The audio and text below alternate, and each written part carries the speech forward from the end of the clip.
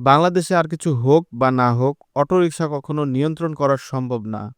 ইফতারের টাইমে অটোরিকশা লাগাই দিয়ে এই অবস্থা করছে। বাইকের ব্যাক মাডগার্ডটা আরেকটু হইলে ভেঙে যেত।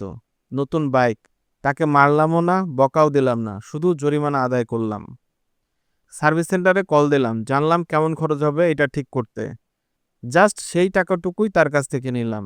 অটো চালককে বললাম যদি খরচ কম হয় বা এটা ঠিক করতে পারি তাহলে বাকি টাকা বিকাশে তাকে ফেরত দেব। সার্ভিস সেন্টারে গিয়ে দেখি মেরামত করলে ঠিক হয়ে যাবে।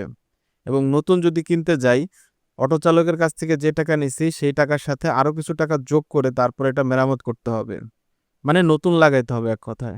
যেহেতু এটা মেরামত করা যাবে, এই জন্য আমি এই জিনিসটা মেরামতি করলাম, মানে ঠিকঠাক করলাম এক কথায়। বাকি টাকাটা অটো রিকশা চালককে ফেরত দিয়ে দিব ভাবতেছি। তাকে টাকাটা ফেরত দেওয়াটা কি ঠিক হবে? যদিও সার্ভিস সেন্টারের লোকটা আমাকে বলছে যে ইন ফিউচারে যদি এই জায়গাটা আবার আঘাতপ্রাপ্ত হয় তাহলে এই জিনিসটা যে কোনো সময় ভেঙে যাবে। আপনারা কি বলেন, টাকাটা কি ফেরত দিয়ে দিব? আমার তো মনে হচ্ছে যে টাকাটা ফেরত দিয়ে দিলেই ভালো হবে। ভিডিওটি ভালো লাগলে শেয়ার করতে পারেন।